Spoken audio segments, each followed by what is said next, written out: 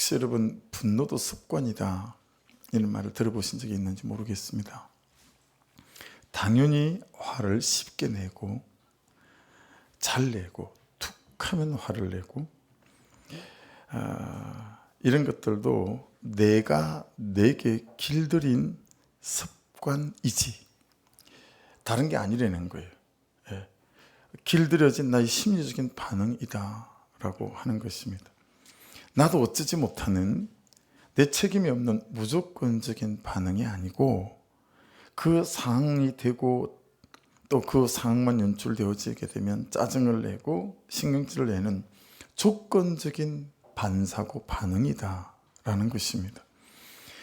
처음에 분노할 때는 그나마 옳고 그름의 기준 안에서 분노해요. 하지만 분노가 습관이 되기 시작하면 옳고 그름의 기준도 없습니다. 그때부터는 자기 감정에 따라 분노하는 거죠. 분노는 우리 안에 칼이 있는 것과 같습니다.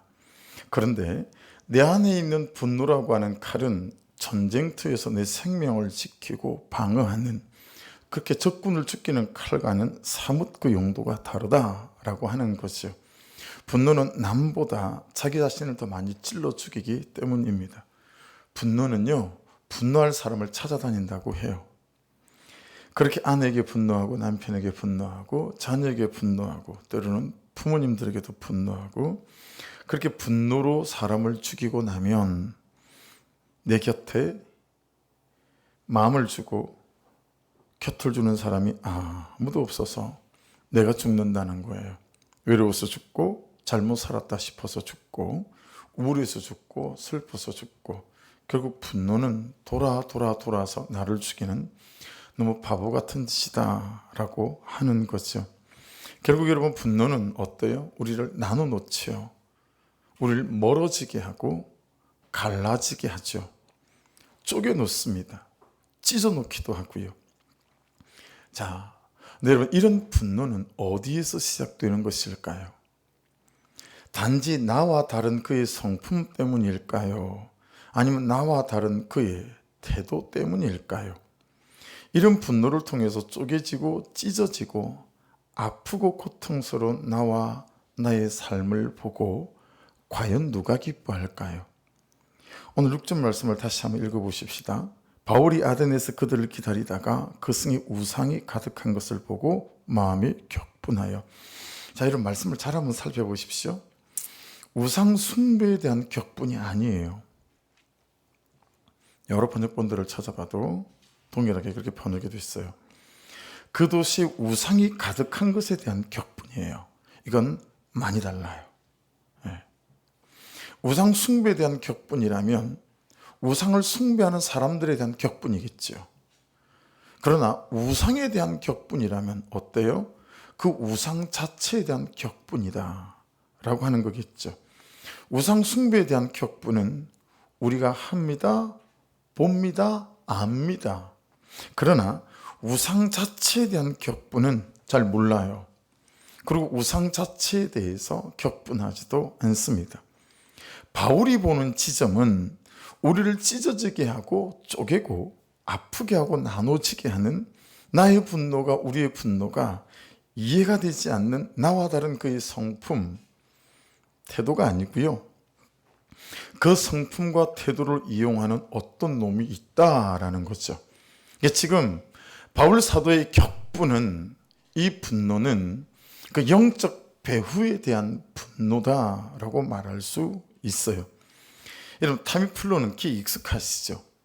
독감에 걸린 사람을 고치는 약이지만 엄밀히 말하면 그 사람에 대한 약이 아니고 독감 그 자체를 공격하여 죽이는 약일 수 있지요. 이 영적인 배후를 읽고 보고 분별하고 대처하고 싸우는 것이 우리에게 없다라는 거예요. 우리는 우리 자신이든 그 사람이든 그 사람에 대하여만 반응하고 그 사람에 대해서만 격분한다라고 하는 것입니다. 하지만 바울 사도의 이 말씀의 격분을 보시게 되면 이 거짓 우상들이 이 도시에 가득하고 아테네 사람들의 영혼을 죽이고 삶을 죽이고 있는 것에 대한 격분이다 라는 것입니다. 우상은 여러분도 잘 말씀하시는 것처럼 흔히 아이돌이라고 하지만 원어로는 에이돌론이라고 합니다. 사람들이 자기 손으로 깎아 만들어 세우고 걸고 붙인 형상이라는 뜻이니까 조각물일 수도 있고 그림일 수도 있어요. 또는 부적 보신 적이 있으시죠? 그는 부적 같은 이미지나 글씨일 수도 있습니다. 하지만 오늘 본문에 나오는 이 16절에 나오는 우상은 에이돌론이 아니고요, 카테이돌로스라고 하는 단어를 쓰고 있습니다.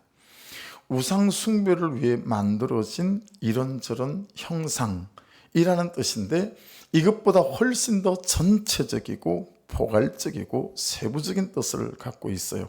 해서 이 카테이돌로스라는 이 단어를 이해하기 위해서는 함께 쓰는 카타텐드로덴이라는 단어를 이해해야 되는데, 그 정확한 뜻이 뭐냐면 산에 빽빽히 들어찬 나무라는 뜻을 갖고 있어요. 그러니까 지금 바울 사도가 아덴을 보게 될 때는 이 우상이 마치 나무에, 산에 빽빽히 들어찬 나무처럼 너무 우상이 많은 거예요. 그래서 일본에는 800만 개 우상이 있다고 하잖아요. 태국 가보셨어요? 거기도 우상이 넘쳐나죠. 그런데 여러분, 이 카타덴드로스는 눈에 보이는 우상 말고 눈에 보이지 않는 우상들까지를 포함해요. 마음에 들어앉아 있는 우상 같은 것들이죠. 네. 그래서 여러분 들어보세요. 내가 가진 지식이 우상이 될 수 있다라는 의미가 여기에 포함되어 있고요. 내가 가진 어떤 기준이 우상일 수 있고, 내가 가진 가치와 어떤 원칙이 우상일 수 있다라는 것입니다. 자, 남자는 이래야 한다. 남자는 우는 거 아니야. 우리 어릴 때 항상 들었던 얘기라 여기 있어서, 그죠? 들어두었던 말씀처럼 그냥 우리가 쉽게 남자아이들 키울 때 하는 말이잖아요. 야, 남자가 뭐 이렇게 자꾸 울고 그래, 뭐 이런 말이잖아요.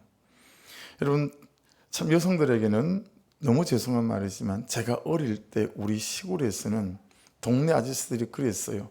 부부하고 여자는 3일에 한 번씩 패야 된대요. 그래야 사람이 된대요. 죄송합니다. 제가 한 말이 아니라 우상이죠. 부모는 이래야 하고 자식은 저래야 하고, 이런 말씀이 없는 내가 가진 지식 모두가 우상이 될 수 있다. 오늘 이걸 잘 좀 살펴야 합니다. 그래서 여러분, 가장 무서운 우상은 뭐냐면 옳고 그름의 우상이에요. 옳고 그름의 우상. 바울은 자신은 그렇게 말하지 않지만 옆에서 보는 우리 눈에는 분노를 잘 하는 사람이었다라는 걸 알 수 있어요. 그래서 그가 다메섹에서 예수 그리스도를 만나기 전까지 그는 자신의 분노를 주체하지 못했어요. 테러리스트로 살았던 사람이다라고 말하는 분도 계세요. 자기가 믿는 옳고 그름으로 스데반 집사님을 돌로 쳐 죽일 때 열심히 돌 들고 쳐 죽이라고 다른 사람들의 옷을 맡아준 사람이 바울 전에 사울 아니겠습니까? 그 이후에도 자기가 믿는 옳고 그름이라는 자기 우상에 인생을 걸고 사방천지로 다니며 옳고 그름의 자기 우상의 신념을 따라 예수 믿는 사람들을 추적하고 잡아가두고 고문하고 죽이는 일의 삶을 걸었던 테러리스트였습니다. 여러분, 적용해 보십시오. 절에도 가지 않으시고, 여러분들은 무당에 굿을하지도 않으시고, 여러분들은 점도 치지 않으시지만 여러분 안에서 여러분을 망하게 하는 지식이 우상, 원칙이 우상, 옳고 그름의 우상 혹시 없으십니까? 묵상하면서 이거 꼭 나눠보십시오. 오늘 보면 16절에 바울 사도의 격분, 이 분노는 잘 보세요. 사람들을 망하게 하고 가정을 쪼개고 관계를 부수는 영적인 배후에 대한 분노거든요.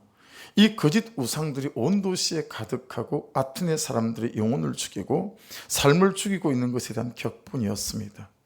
이것도 적용해 보십시오. 여러분은 단지 그의 성품으로만 그를 보십니까? 그의 인간성과 됨됨이로만 보지 않으십니까?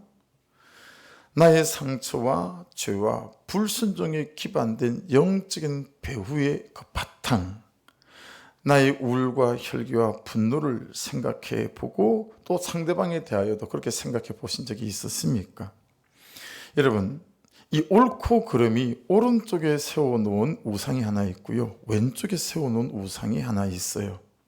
하나는 하기 싫음이라는 우상입니다. 하기 싫으면 아무리 말씀이 말씀해도 하지 않아요. 이 하기 싫음이라는 우상에 딱 자리 잡고 있어요. 그렇게 말씀이 말씀해요. 알겠어요. 다 안다니까요. 더 이상 듣지 않아도 될 만큼 다 알아요. 근데 하기 싫음의 우상은 내게 꽉 차고 있어서요, 절대 말씀을 따라 하지 않습니다. 왼쪽에 있는 우상은 무슨 우상인 줄 아세요? 하고 싶음의 우상입니다. 하고 싶으면 아무리 말씀이 말씀하셔도 죽을 둥 살 둥 그 길을 갑니다. 하던 짓 합니다. 끊어야 사는데 죄가 보이는 것이 여러분 수치입니까? 죄를 말하는 것이 수치입니까? 혹시 우리가 안 살고 싶은 것은 아니겠어요? 제가 19살에 큰 교통사고를 당해서 몸에 제일 큰 뼈가 부러졌어요. 정형외과 병동에 입원을 했는데 별의별 환자들이 다 있었거든요. 여러분, 가장 고질적이게 낫지 않는 정형외과, 이 뼈가 부러진 이 병이 뭐냐면 뼈에 고름이 차는 거예요. 교통사고가 나서 다리가 부러지거나 하면 이 뼈가 피부를 뚫고 나오잖아요. 그럼 파상풍에 걸리거든요. 근데 피부를 뚫고 나왔는데 공기만 접촉된 게 아니고 오염된 어떤 것에 접촉되고 그러면 뼈 안에 고름이 차기 시작하는데 1년이 돼도 2년이 돼도 고름이 계속 생기는 거죠. 그럼 다시 열어서 고름만 주사기로 빼내는 게 아니고요, 뼈를 절개해서 뼈 안을 다 긁어내야 돼요. 아프기도 너무 고통스럽고 너무 힘이 드니까 나중에 알게 됐죠. 의사 선생님이 처방하지 않은 약을 자기 환자들끼리 주고받고 먹는 걸 봤어요. 물어봤죠. 그랬더니 가축에게는 임상이 끝났지만 아직 사람에게는 임상이 끝나지 않은 게 5항생제고요. 아직 가축에게도 임상이 되지 않은 것을 6항생제라고 하더라고요. 근데 6항생제를 먹는 거예요. 어떤 후유증이 일어날지를 몰라요. 근데 시중에 나와 있는 현재 모든 임상이 끝난 약으로는 고름이 잡히질 않으니 소문을 듣고 걷고 싶고 살고 싶으니까 제6항생제를 드시는 것들을 여러 환자들에게서 많이 제가 보게 됐었습니다. 왜 그럴까요? 걷고 싶고 낫고 싶고 살고 싶은 것 아니겠어요? 죄가 이보다 덜할까요? 불순종과 불신앙이 이보다 덜할까요? 뼈에 고름이 차는 만큼 우리 영혼에 고름이 차게 만들고, 여러분, 구원을 받았는지는 모르지만 칭의를 통해서 구원을 누리지 못하는 이런 삶 속에 어떤 말도 들으려고 하지 않고 항상 내가 그보다 옳다는 주장을 가지며 우리가 살아가고 있는 것은 아닐까요? 여러분, 우리가 하기 싫음의 우상의 종일 수 있고요, 우리가 하고 싶음의 우상의 종일 수 있어요. 적용해 보십시오. 죽기보다 하기 싫은 하기 싫음의 우상은 무엇인지. 정죄감도 있고 죄책감도 너무 들어요. 그런데도 이길 힘이 없어서 끊어낼 수 없는 하고 싶음의 우상은 어떤 게 있는지 돌아봐야 되겠죠. 바울이 이렇게 격분할 수 있는 이유가 무엇입니까? 바울이 이렇게 분노할 수 있는 이유가 뭐죠? 확신 때문입니다. 사는 길에 대한 확신 때문입니다. 아니, 이것만 먹으면 되는데 왜 안 먹느냐는 거예요. 이것만 붙잡으면 되는데 왜 안 붙잡느냐라는 거예요. 그래서 여러분, 격분하는 거예요. 감격으로 가는 인생에 대한 확신 때문에 그래요. 바울은 호박씨를 심어본 거죠. 여러분이 식상하게 생각할까봐 복음의 확신이다라고 제목을 잡지 않고 호박씨에 대한 확신이라고 약간 제목을 비틀어서 잡았어요. 이거 한번 보시겠어요? 배추씨예요. 그 다음 씨도 한번 보여주실래요? 이거 무씨예요. 무씨를 되게 학대해서 보여놔서 그렇지만 여러분, 학대를 하지 않으면 농사를 안 지어보신 분들이라면 무씨와 배추씨는 구분이 좀 잘 되지 않아요. 근데 저는 시골에서 여러 가지 농사하는 걸 아버지한테 다 보고 해봤기 때문에요. 예. 초등학교 1학년 아이가 아빠 오늘 선생님이 이 두 가지 씨앗을 나눠주면서 어떤 게 무시고 배추씨인지 알아오래요. 아빠는 어떤 게 무시고 배추씨인지 아세요? 라고 물었어요. 근데 이 아빠는 알고 있었지만 아이에게 깨닫게 해주고 싶은 게 있었어요. 그래서 딸, 아빠도 잘 모르겠네. 우리 그럼 한번 심어보자. 그래서 한쪽 화분에는 무시라고 명찰을 달아놓고 A라고 달아놓고 한쪽에는 또 이 씨를 심으면서 B라고 이제 이름을 붙여놓고 심은 거예요. 씨앗을 심고 물을 주고 또 물을 주고 어느 날 싹이 났어요. 어느 날 이게 크기 시작하는 거죠. 그리고 여러분 점점 자라기 시작하고 나는데 보니까 이 세상에 하나는 배추가 되고 하나는 무가 되어지는 거죠. 여러분 시간이 지나서 초등학교 1학년 딸이 깨닫게 된 것이 무엇일까요? 심어보면 아는구나 라는 거였습니다. 심어보면 아는구나. 모르죠. 부추씨인지 무엇인지. 근데 심어보니까 이게 배추씨고 이게 무엇인지 알게 된 거죠. 여러분 아무도 모릅니다.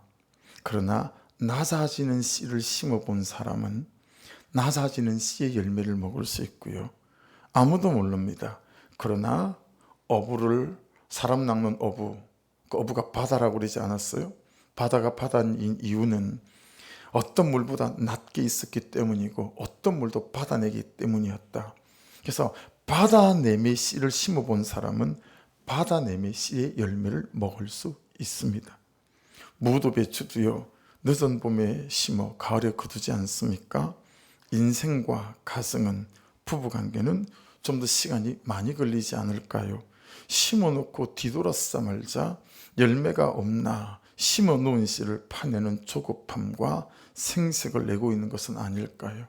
불과 한두 달 그는 나보다 옳도다 그렇게 받아내는 삶을 살아놓고 아무것도 달라지지 않는다고 여러분 생색을 내고 있는 우리 모습 참 쉽지 않습니까? 바울 사도는 복음이라는 호박씨를 심어봤어요. 우리 아버지는 호박씨를 심을 때 구덩이를 여러분 정말 이만하게 파요. 이렇게 파요. 그리고 절반 정도를 거름을 갖다 붓습니다. 그리고 며칠이 지나면 이제 거름에 있는 열기들이 좀 빠져요. 그러면 흙을 집어넣어요. 3분의 2만큼. 그렇게 섞어요. 삽으로. 그러고 나면 또 이게 막 열기가 좀 빠져나가거든요. 네. 그러고 나면 거기다 호박씨를 심어요. 그리고 좀 지난 다음에 이렇게 비닐을 하나를 씌워 놓으시더라고요. 그러면 여러분 시간이 지나면 잎이 나요. 자, 이게 굉장히 넝쿨이 많이 뻗치기 때문에요. 구덩이를 정말 덤성덤성 파서 호박을 심습니다. 그럼 이제 호박이 자라잖아요. 그럼 아침에 저한테 아들 가서 애호박 하나 따와라 그래요. 그럼 가서 애호박을 하나를 요만한 거 이게 되게 탐스럽잖아요. 따오면 아버지가 착착착착 썰어서 된장찌개도 넣으시고 이거 여러분 무쳐 먹어도 되게 맛있어요. 여러분 나중에 익어서 누른 호박이 되면 어떻습니까? 그거 가지고요 부침개도 부쳐 먹고요. 우리는 썰이 할 때 그 윗뚜껑 따가지고요 거기다가 고구마 집어넣고 이렇게 삶으면 얼마나 고구마가 맛있는지 몰라요. 네. 그렇게 바울 사도는 복음이라는 호박씨를 심어본 사람이에요. 열매를 먹어봤어요. 그래서 심어서 싹이 나는지도 알고 열매가 되고 먹어본 거죠. 그래서 다른 사람에게 씨를 줍니다. 이 씨 심어보라고. 그럼 열매가 난다고. 이 한 사이클. 여러분 바울 사도는 복음이라는 이 한 사이클을 심어보고 경험하고 열매를 먹어보고 심지어 그 씨앗을 줬더니 다른 사람에게 심었는데도 동일하게 한 사이클이 되어지는 거죠. 이 확신이 이 우상으로 가득 찬 도시에서 경노하고 분노할 수 있는 이유였다. 여러분 심으면 어떤 열매가 열리는지 압니다. 그래서 그는 심을 호박씨를 남기는 것은 물론이고 다른 사람에게도 이 호박씨를 전해주었다라고 하는 것입니다. 여러분은 복음이라는 호박씨를 심어보셨습니까? 열매가 열릴 때까지 거름을 주고 물을 주고 키워보셨습니까? 그 열매를 먹어보신 적은 있었습니까? 옛날에 학교 앞에서 기계병아리를 많이 팔았어요. 경험이 있으시죠? 그걸 사오면 되게 혼이 났어요. 근데 어느 날 제가 기계병아리를 사와가지고요, 장닭으로 키웠어요. 여러 마리로. 그게 장닭으로 키워지더라고요. 죽지 않아요. 로데오, 여기 오기 전에 로데오에 우리 육청 상가에 있을 때 제 막내딸이 금화 초등학교 앞에서 기계병아리를 사갖고 왔어요. 아빠, 이거 다 금방 죽는다는데 다 죽어? 아니, 잘 키우면 이거 장닭 될 수 있어. 제가 왜 그렇게 말했겠어요? 저는 심어봤거든요. 아이랑 잘 키웠어요. 정말 장닭이 됐어요. 큰 장닭이 됐어요.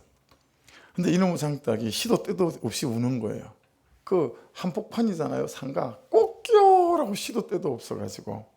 그래서 그 닭을 우리 장미를 주는 농원에 수십 마리 닭을 키우고 있었기 때문에 거기를 이제 갖다 줬어요. 너무 커가지고 키울 수가 없는 거예요. 아시죠? 닭은 걸어다니면서 막 똥을 싸요. 그래서 그 옥상에다 키웠단 말이에요. 닭장을 제가 만들어가지고 갖다 줬더니 어느 날 가니까 닭 두 마리가 안 보여요. 우리 닭이. 야, 벌써 삶아 드셨나? 그래서 농장 아저씨한테 사장님, 황 사장님, 우리 닭이 안 보여요. 그랬더니 아이고 목사님, 그 닭 별나.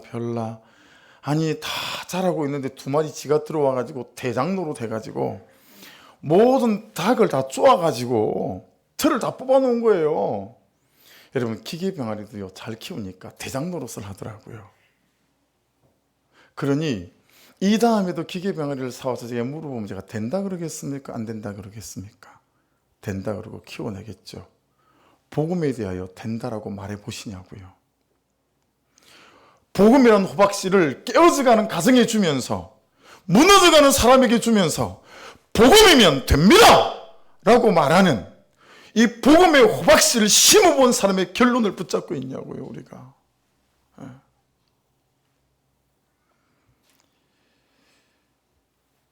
이 예수라는 호박씨를 당신의 가정에 심으면 됩니다.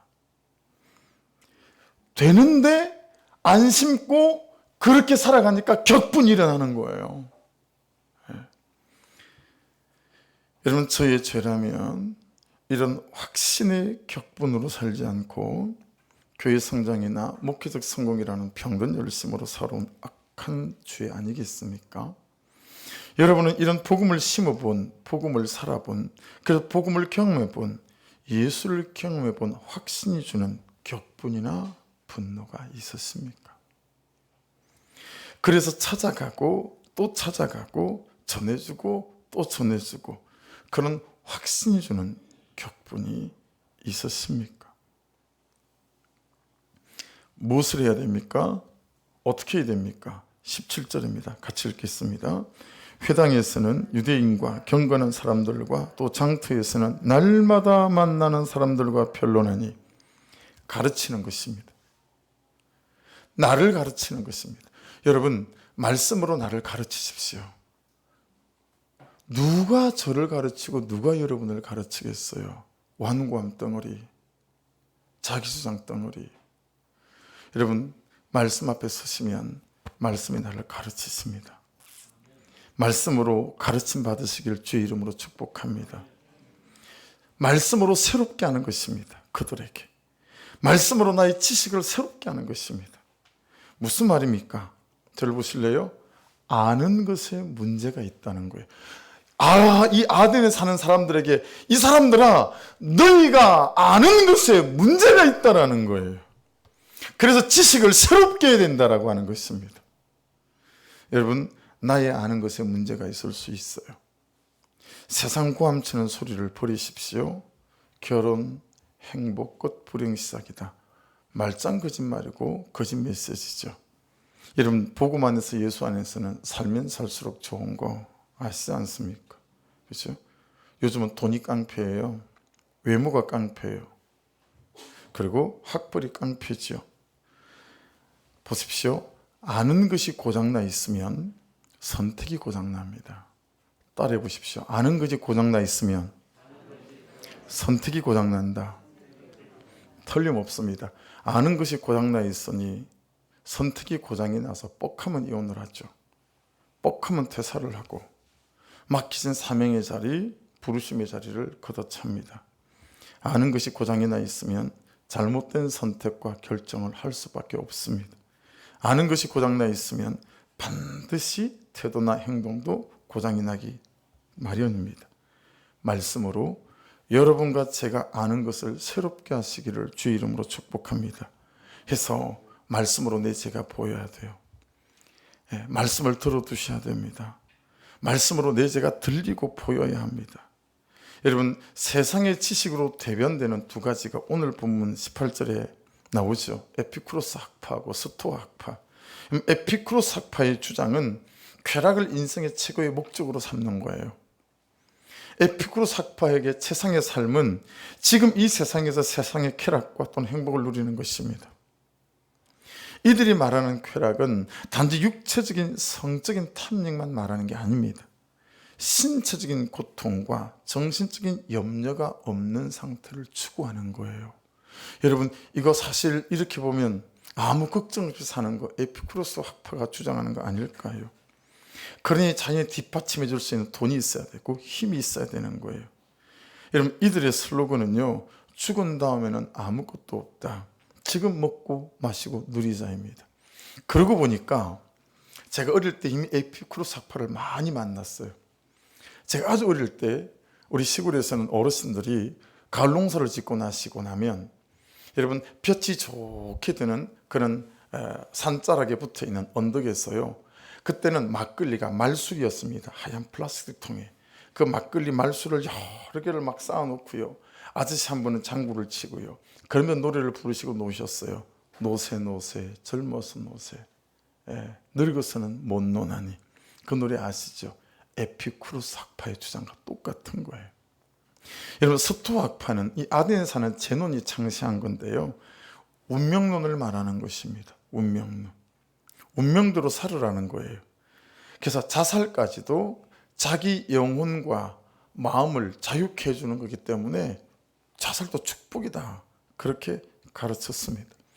아테네 사람들은 아는 바가 고장이 나 있어서 믿는 바와 사는 바가 다 고장이 나 있는 사람들이었습니다.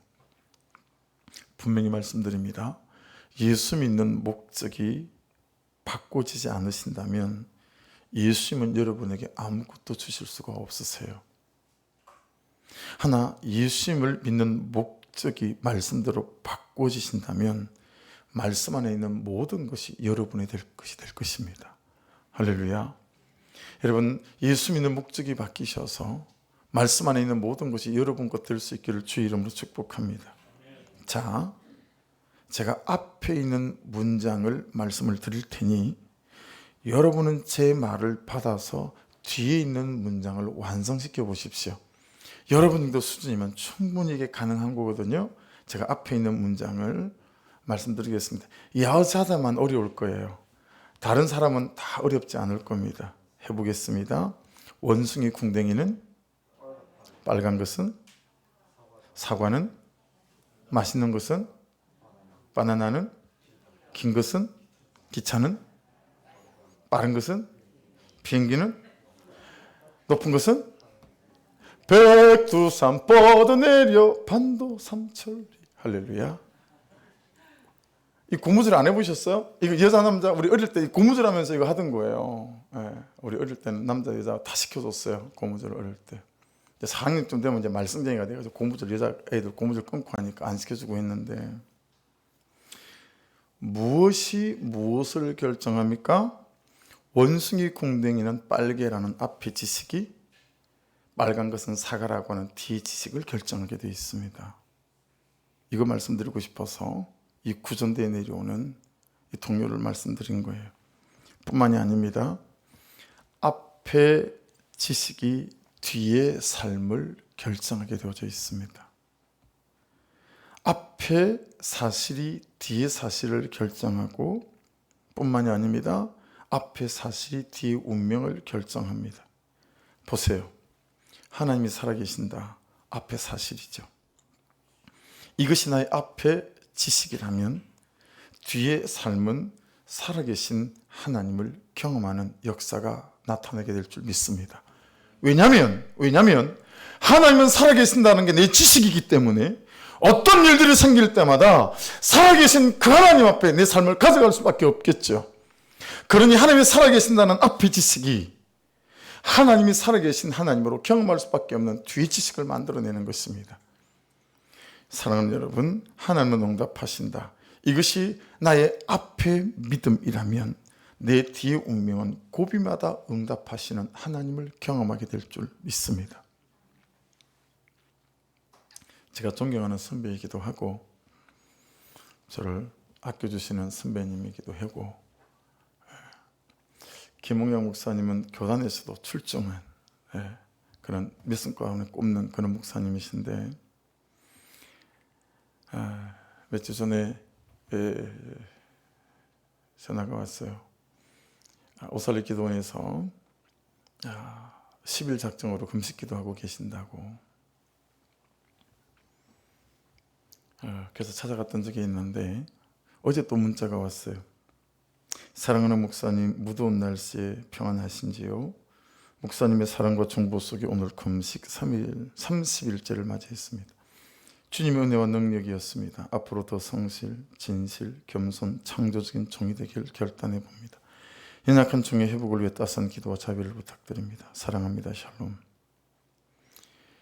10일 작정하고 올라오실 때 일주일 됐을 때 왜 그러시냐고 그랬더니 신장이 고장나서 콩팥이. 그래서 오줌에 피가 섞여 나와서 이제 투석을 하거나 신장을 이식하지 않으면 안 되는 정도의 지경에 이르렀어요. 목사님은 52주 계속 부흥회를 하시는 분이세요. 우리 교회도 2번이나 부흥회를 하셨죠. 그래서 투숙하고 신장 하기 전에 하나님께 한 번만 매달려 보고 싶어서 금식한다고. 그런 선배 목사님이 저한테 머리를 뒤다 밀었어요. 왜냐하면 금식 얘기를 하다가 나 목사는 금식을 언제까지 해봤어? 목사님 저 20일 금식 여기서 3번 해봤어요. 그랬더니 나보다 고수네. 그러고는 머리를 세상에 한참 까마득한 후배인지한테 머리를 내미시고 안수기도를 좀 해달라고. 그래서 안수기도를 했어요. 10일째 내려가시는 날은 제가 갔죠. 목사님 금식 끝났으니까 저 안수기도 해주십시오. 그랬는데 아마 10일 하고 또 할 수 있을지 건강이 허락되면 허락되는 만큼 하겠다고 하셨으니 어제가 30일째이니까 건강이 많이 허락되신 것 같아요. 그리고 지금 아마 문자 내용을 봤을 때는 이제 어제의 끝으로 이제 회복 들어가실 것 같다는 생각이 들어요. 여러분, 하나님이 살아계신다는 사실이 앞에 있지 않으면 여러분 하나님 앞에 자기 몸을 드리며 30일 금식할 수 있을까요? 앞에 지식이 뒤 지식을 결정합니다.